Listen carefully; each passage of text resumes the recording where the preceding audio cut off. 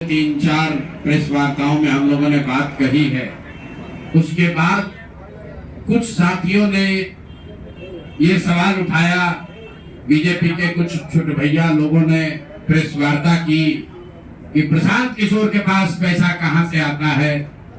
प्रशांत किशोर ने पटना में जमीन खरीदी है, इनके पास सेल कंपनी है, और आप लोग भी ये सवाल कभी कभी पूछते रहे हैं कि जनसुराज के पास पैसा कहां से आता है।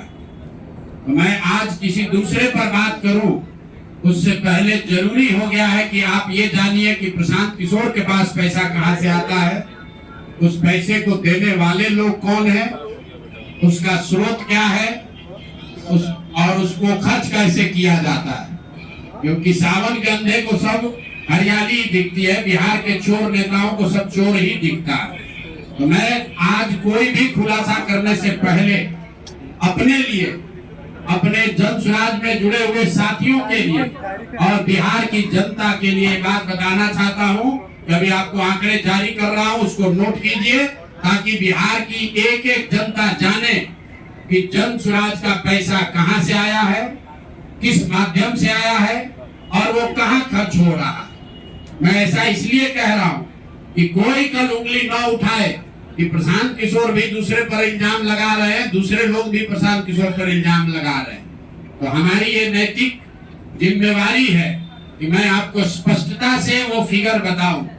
अभी तक मैं आप में से कई लोगों को याद है, मैं ये कहता हूं कि पैसा सरस्वती से आता है, उन लोगों के माध्यम से आता है जिनको हमने मदद की, वो लोग पैसा देते हैं। क्योंकि बिहार में नई व्यवस्था बनाने के लिए किसी बालू माफिया, शराब माफिया, भ्रष्ट लोगों की मदद न लेनी पड़े, गरीब से गरीब व्यक्ति को भी अगर बिहार सुधारने के लिए जज्बा है, ताकत है, उसको चुनाव लड़ाया जा सके, इसके लिए जनसुराज के पास साधन होना चाहिए। उसके लिए हम लोगों ने लोगों से पैसा मांगना शुरू किया है, लेकिन हमने ये तय किया जब ये अभियान शुरू किया कि बिहार के लोग पैसा दें या न दें, मैं अपने जीवन का जो कुछ भी है सब कुछ लगाऊंगा बिहार की इस व्यवस्था को सुधारने के लिए। और ये सिर्फ शब्द नहीं है जो मैं कर रहा हूं, ये आप देख रहे हैं। मैंने सिर्फ इसलिए नहीं आंकड़े अभी तक जारी किए थे कि सनातन धर्म में, हम लोग के धर्म में कहा जाता है कि दान करने वाले पैसे की चर्चा नहीं करनी चाहिए। लेकिन यहाँ के छुटभैये नेता, इन्होंने जब बात उठाई है तो मैं आंकड़ा जारी कर रहा हूं, आप लोग नोट कर लीजिए। पिछले 3 वर्ष में प्रशांत किशोर को पैसा कहां से आया। हमको पैसा 2 जगह से मिलता है। एक जिसको हम लोग सलाह देते हैं, जिसको आप राजनीतिक कंसल्टिंग कह लीजिए, या जो भी आदमी हमसे सलाह मांगता है।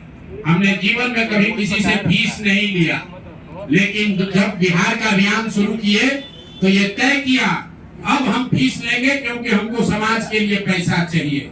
तो 2021-22 से जिसने भी प्रशांत किशोर से मदद ली है, जिसने भी हमसे सलाह लिया है, वो चाहे कंपनी हो या पॉलिटिकल पार्टी, पहली बार अपने जीवन में मैंने ये भी किया है कि अगर कंपनी को भी, किसी बड़े बिजनेस हाउस को भी मेरे से सलाह चाहिए, उसका मैं फीस लेता।